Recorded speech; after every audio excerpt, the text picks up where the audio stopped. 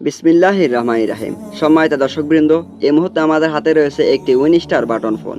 ফোনটির সমস্যা হচ্ছে ফোনটিতে অটোমেটিক হেডফোন লোগো চলে এসেছে এবং আমরা ফোনটি চেক করে দেখার পর বুঝলাম ফোনটির সিপিইউটি শর্ট এবং সিপিইউটি অনেকটা গরম হচ্ছে।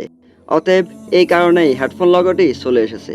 তো আমরা ফোনটির সিপিইউ পরিবর্তন করব এবং সিপিইউ পরিবর্তন করতে গিয়ে যতগুলো স্টেপে আমরা কাজ করেছি প্রত্যেকটা স্টেপ আপনাদের সামনে শেয়ার করব ইনশাআল্লাহ। অতএব নিত্য নতুন টেকনিক্যাল আইডিয়া পেতে আমাদের চ্যানেলটি সাবস্ক্রাইব করুন এবং আমাদের পেজটি ফলো করে আমাদের সাথেই থাকুন। জাযাকাল্লাহু খায়র। রাব্বুল আলামিন কোরআনে কারিমের মাধ্যমে আমাদের শিখিয়ে দিচ্ছেন যে তোমরা আমার নিকট এইভাবে দোয়া করো, সিরাতাল্লাযিনা আনআমতা আলাইহিম গায়রিল মাগদুবি আলাইহিম ওয়ালাদ-দাল্লিন, আমিন। অর্থ তাদের পথ যাদের প্রতি আপনি অনুগ্রহ করেছেন, তাদের পথ নয় যাদের প্রতি আপনার গজব বর্ষিত হয়েছে, তাদের পথ নয় যারা পথভ্রষ্ট হয়েছে, আমিন। সিরাতে মুস্তাকিম তথা সরল পথের ব্যাখ্যা, অর্থাৎ সেই সরল পথ হলো ওই পথ যে পথে চলেছেন এমন লোকেরা যাদেরকে তুমি নিয়ামত, অনুগ্রহ ও পুরস্কার দান করেছ। আর নিয়ামত ও পুরস্কার প্রাপ্ত দলটি হলো নবী সাল্লাল্লাহু আলাইহি ওয়াসাল্লাম, শহীদ, চরম সত্যবাদী তথা নবীর সহচর এবং নেক লোকদের দল। যেমন আল্লাহ তাআলা সূরা নিসার মধ্যে বলেছেন, আর যে কেউ আল্লাহ এবং রাসূলের আনুগত্য করবে শেষ বিচারের দিন সে তাদের সঙ্গী হবে। যাদের প্রতি আল্লাহ অনুগ্রহ করেছেন অর্থাৎ নবী, সিদ্দিক, শহীদ ও সৎকর্মশীলগণ, আর সঙ্গী হিসাবে এরা অতি উত্তম। সূরা নিসা আয়াত নং ৬৯। এই আয়াতে এই কথাও পরিষ্কার করে বলে দেওয়া হয়েছে যে পুরস্কার প্রাপ্ত ওই লোকদের পথ হলো আল্লাহ ও তার রাসূলের আনুগত্যের পথ, অন্য কোনো পথ নয়। তো এখন আমরা জানার চেষ্টা করব আল্লাহ পাক রাব্বুল আলামিন কাদেরকে গজবপ্রাপ্ত দল হিসাবে সাব্যস্ত করেছেন আর কাদেরকে পথভ্রষ্ট দল হিসাবে সাব্যস্ত করেছেন। রাব্বুল আলামিন বলছেন মাগদুবি আলাইহিম, অর্থ যাদের উপর আল্লাহর গজব নাজিল হয়েছে, আর তারা হলো ইয়াহুদি। দাল্লিন অর্থাৎ পথভ্রষ্ট। পথভ্রষ্ট বলতে খ্রিস্টানদেরকে বোঝানো হয়েছে। আল্লাহ পাক রাব্বুল আলামিন আমাদেরকে সঠিক ইসলামের উপর থাকার তৌফিক দান করুন, আমিন। বিসমিল্লাহির রহমানির রহিম। فلما رجعوا إلى أبيهم قالوا يا أبانا منع منا الكيل فأرسل معنا أخانا نكتل وإنا له لحافظون قال هل آمنكم عليه إلا كما أمنتكم على أخيه من قبل فالله خير حافظا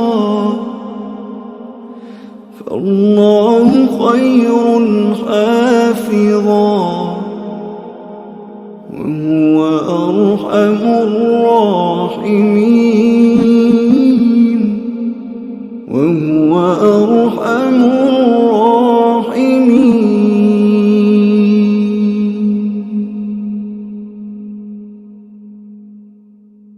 ولما فتحوا متاعهم وجدوا بضاعتهم ردت إليهم قالوا يا أبانا ما نبغي هذه بضاعتنا ردت إلينا ونمير أهلنا ونحفظ أخانا ونزداد كيل بعير ذلك كيل يسير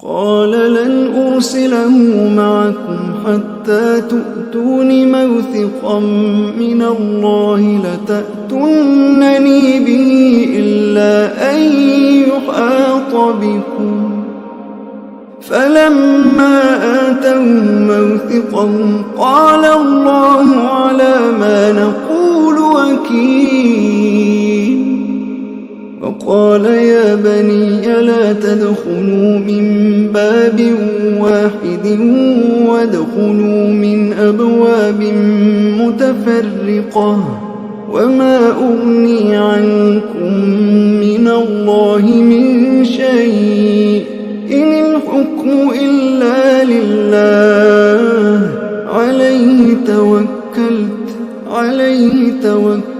وعليه فليتوكل المتوكلون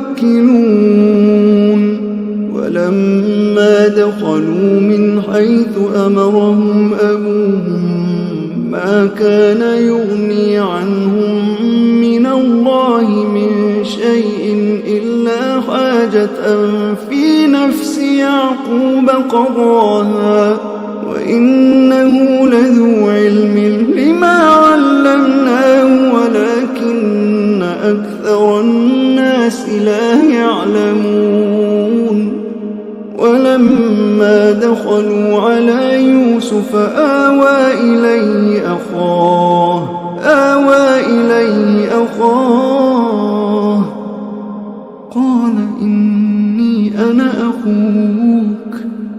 قال إني أنا أخوك فلا تبتئس بما كانوا يعملون